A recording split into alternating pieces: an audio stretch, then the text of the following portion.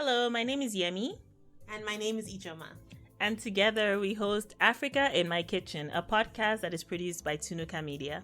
This fun podcast explores meals from each country in Africa. We talk about the country, discuss the meal itself, and draw from our experiences to share why we are, or not, excited about the meal.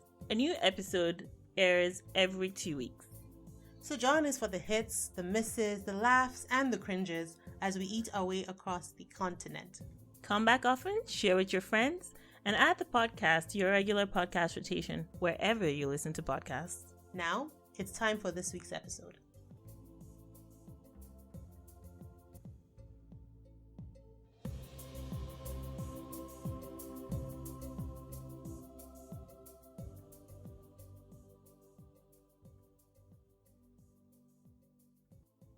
Welcome to another episode of Africa in My Kitchen. This is Ijoma. And it's Yemi. And we are very excited because for the first time in a long time, we are hanging out and recording together. Yay! Yay! So, I haven't seen you in so long, Ijoma. It's like touching another human. It has been a while. So because in our province, certain restrictions have been lifted, we are allowed to be in groups of, I think it's 15 or 50. You can, where we live in Edmonton, and now we can be in groups of up to 50. So I think between the two of us, we are well under that threshold. Yes. And we've been hiding for a while, so we're okay. Yeah. All right. So the next dish we're going to be discussing today comes from the beautiful country of Cameroon, and it is called Bornhouse Planti. So the Republic of Cameroon is a West African country, about 25 million people. It shares its borders with our home country Nigeria to the west and north, Chad to the northeast, Central African Republic to the east, and Gabon, Republic of Congo, and Equatorial Guinea to the south. So I was looking into how the country came to be called Cameroon. I thought that was pretty interesting. Mm-hmm. It came about because some Portuguese explorers came across a river in Cameroon today, and it's called the Wuri River. And they found some prawns, a lot of prawns, or what some people have called mud lobsters. And they decided they were going to call the country Rio do Camaroes. I hope I'm saying that correctly, because that is Portuguese for river of prawns. The country became a German protectorate in the 19th century and was christened Cameroon with a K. After World War I ended, the Treaty of Versailles. Versailles? Yes, it's okay. Versailles. Oh, Lord. So after World War I ended and the Treaty of Versailles placed the country in the hands of Britain and France, the name ultimately became Cameroon with a C and 2 O's as we know it today. The country has 10 regions, 2 are primarily English-speaking, and the other 8 are primarily French. So because of that, Cameroon has 2 official languages, English and French. But at least 250 languages are spoken in Cameroon. So one of the things I really liked about us looking into Cameroon was just the abundance of interesting dishes they had. Maybe we're a little bit biased because there were a lot of dishes that we were familiar with already. So I saw a lot of plantain. Guys, we call it plantain. I know if you're from the Caribbean, you may call it plantain. We call it plantain. It's plantain. So they have a lot of dishes that I found pretty interesting. So when we looked into the national dish of Cameroon, it seems to be something called ndole, which is a spinach soup. They have fufu, which is well known across West Africa.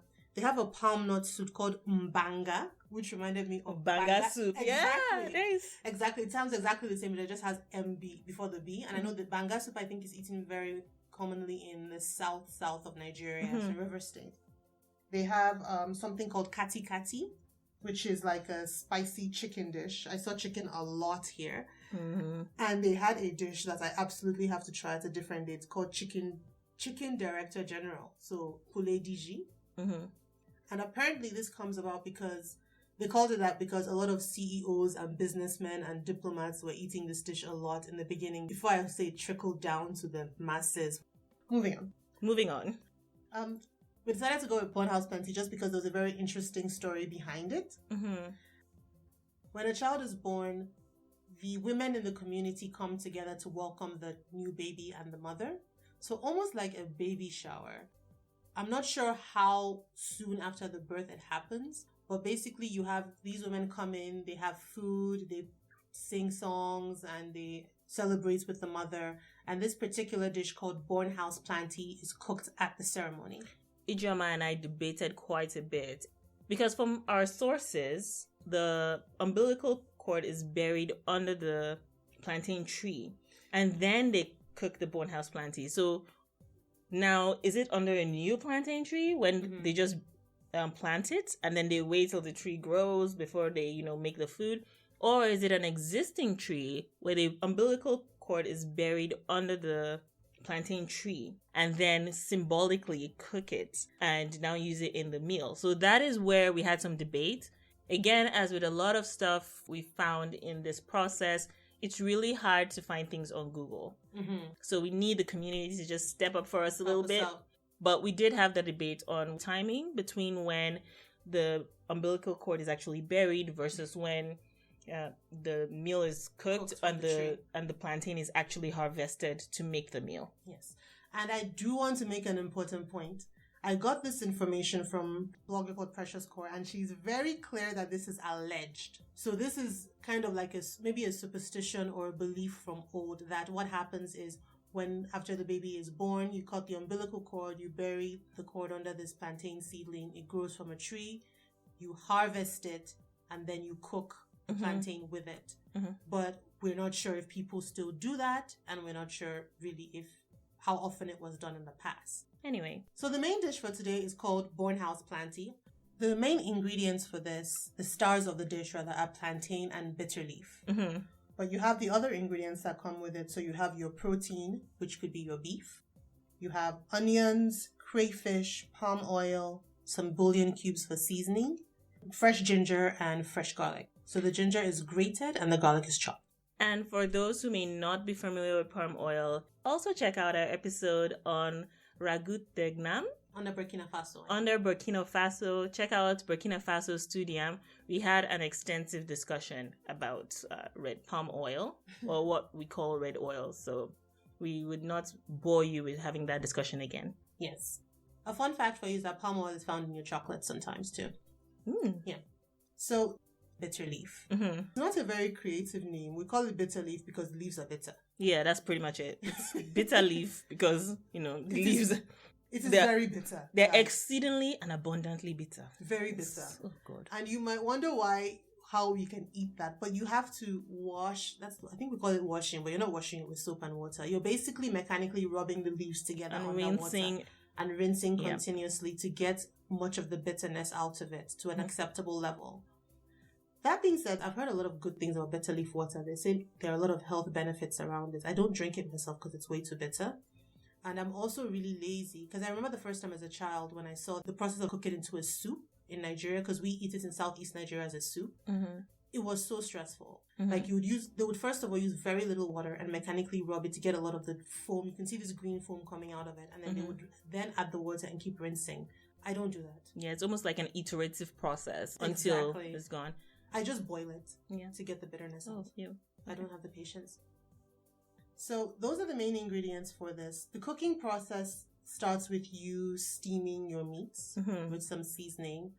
While your meats have been cooked, or after your meats have been cooked, then you add your onions, your garlic, your ginger, your palm oil, and your crayfish. So it's kind of adding some depth of flavor to the broth. And then after you're done with that, you add your plantain. It's literally the main dish.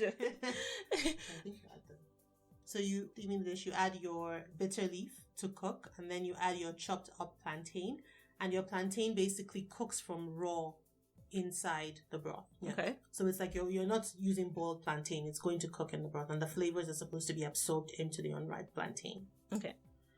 So the dish itself, I found it very interesting. I was kind of torn here because bitter leaf, if someone says bitter leaf to me, I get excited. It's a bitter leaf, a bitter dish, but when you wash it out properly and make it into a soup, we call it ofe onubu, where I'm from. Ofe onubu, actually, where I'm from.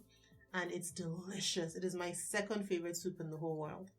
So for me, I felt like I was eating bitter leaf and plantain. But not together. In a way, yes. Maybe because I'm biased. I feel like if somebody else had maybe not had bitter leaf before, bitter leaf soup before, they would be eating it together. But because I'm partial to it, I could taste the soup. And for me, I'm biased, so the plantain was just something that happened to be in the dish. And like for me, I think I would have a slightly different outlook because I don't necessarily love bitter leaf. If I've had bitter leaf in my food, I like to add other vegetables as much as possible just to dampen it as far down as I can. But here's the thing with bitter leaf, though. If you wash it out to a certain level, there is an almost sweet aftertaste in your throat that comes. So you can't taste the bitterness really. But there's, at least the way I've had it growing up as a child, it's almost like an accent to the flavor. I don't know how to explain it. It's not like a mouthful of bitterness. Yeah. No? For those who can't see, I'm kind of turning my head left and right because I think maybe I've had different versions of it where, at least in some soups that I've tried, they do like some of the bitterness in there. So it's part of the flavor. And I don't dislike bitter leaf soup. I'm not going to go out of my way to seek it out. Okay. Right? And however, I love plantain. Oh my Lord. Do you like unripe plantain? I won't say I love it, but I like my plantain when it's ripe to the point of almost rotting. Yeah, so this is not, you won't make it this way. Oh Lord. Especially when you now use the plantain to make like puff puff. Like overripe plantain. Like mosa. I don't know what you call it, but overripe plantain now use it to make like buns or donuts for y'all. It's For some context, plantain looks like a very big banana, but it's not the same thing. And it's not, please don't eat it raw.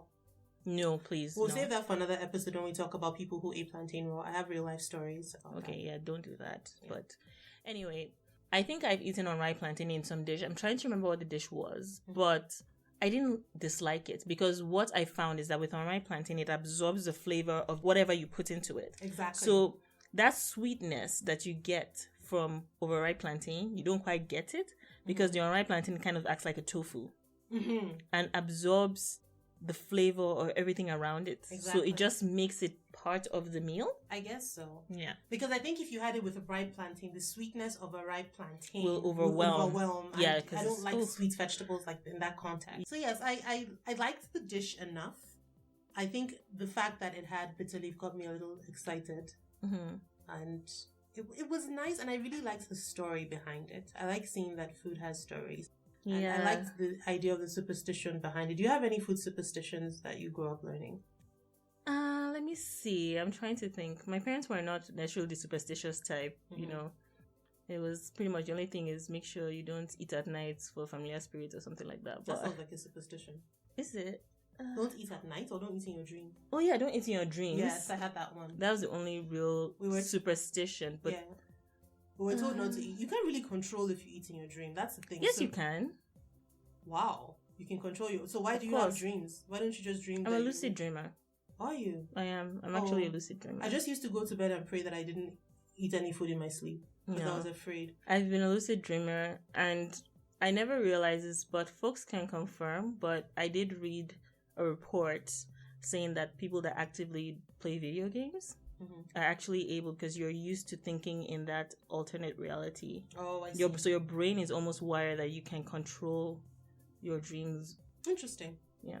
Mine was like a lady who lived with us when I was growing up and helped to raise us. She told me that if you ate too much stew, and stew for us is a tomato-based sauce. If you ate too much stew with your rice, you would get malaria. Yeah, well. Yes. The malaria one, I think she was just being petty because I like to eat a lot of stew and I was always eating all the stew in the house. So I would go and ask for more. She's like, you're going to get malaria. Yes. Oh, I have one. I do have one. Yeah. If you eat a chicken head, you'll have the brain of a chicken. I heard if you eat a... Goat head too. Oh, really? If you swallowed an orange seed, an orange would grow out of your head. Yes. So even though as a fully formed adult, I know that it's all crap. So because of that, I can say for sure in over 20 years, I have never eaten the head of a chicken. That's not the only reason why you should not eat the head of a chicken. I heard the crown is... Okay, let's not get into that. But I've never had a chicken head. I don't want to. I mean, like, if memory serves, it's actually not that bad. But I'm good. Yeah, so what I was told as a child, like, if you eat the head of a chicken, your brain is going to be as tiny, it's going to shrink, and you're going to have the same brain equivalent to that of a chicken. So, 20 years and then some, and I have not eaten a chicken head. Well, good for you. Or a goat head too. Oh, no, just clicked. Isiewu? No, I ate it once. I ate Isiewu once. So Isiewu is like goat head soup. Yeah. I ate it once because I had heard the name Isiewu, but I didn't know it was goat head. Oh. When I ate it and I found out it was goat head, I have never eaten it since. And I know the superstition doesn't make sense. Well, yeah, because the next day you woke up and you didn't have the head of a goat for one. No, it means your brain, like your memory.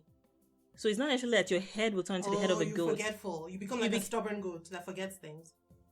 You essentially, your brain functions like a goat's brain functions. Yeah, and if a goat is stupid, you're going to turn stupid.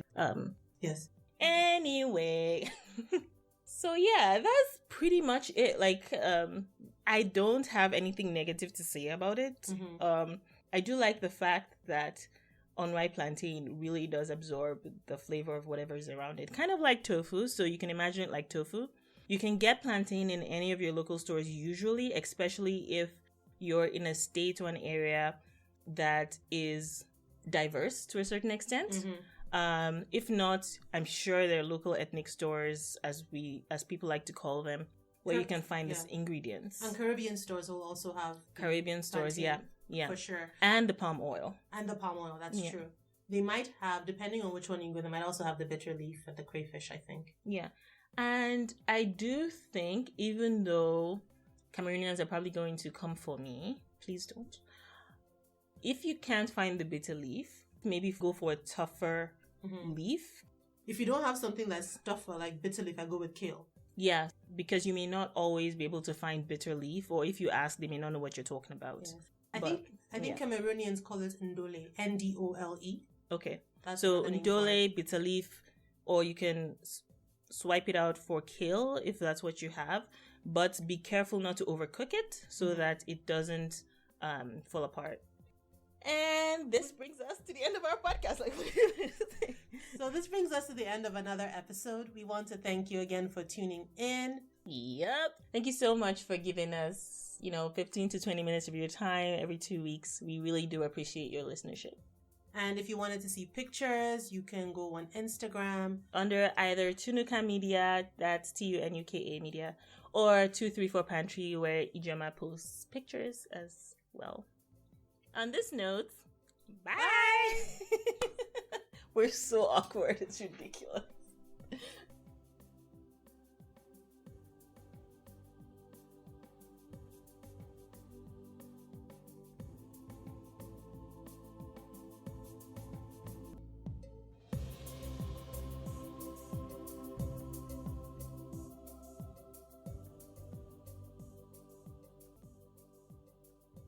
Thank you for listening, friends.